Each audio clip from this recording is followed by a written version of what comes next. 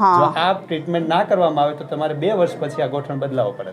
આ ફાઇનલ હતું. પણ હવે જો આ ન કરો, હવે તમે એક્સરસાઇઝ કરશો તો હવે કશું નહીં કરવું. ઓકે. મને તો એવું હતું કે ડોક્ટરે એવું કીધું કે બેન ઘસારો છે, પણ હવે મને ખબર પડી કે મારો કટાકાને લીધે ઘસારો ચાલુ થયેલો. એમાં થયું શું, મારા એક પેકમાં તકલીફ થઈ ને પછી એને લીધે એનું બધું વજન આના પર આવ્યું, એટલે આની અંદર થયું. તો ડોક્ટર કહે છે કે તમને આમાં બી કટાકો ભૂલી જશે કે છે.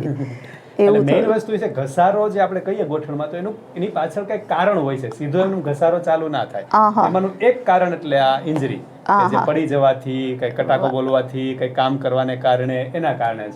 બાકી તો ઘણા બધા કારણ છે, પણ એક કારણ આ છે. બરોબર, એ કટાકો બોલવાનું. પણ એ જો એ સમયે રેડી થઈ જાય તો પછીથી ઘસારો ત્યાંથી અટકી જાય અને આગળ ગોઠણ બદલાવો ના પડે. આપણે ધ્યાન ના રાખીએ અને પછી એમ કરતા કરતા આખું આપણું ની રિપ્લેસમેન્ટ સુધી આપણે પહોંચીએ છીએ. પણ હવે આપણે અટકી ગયું.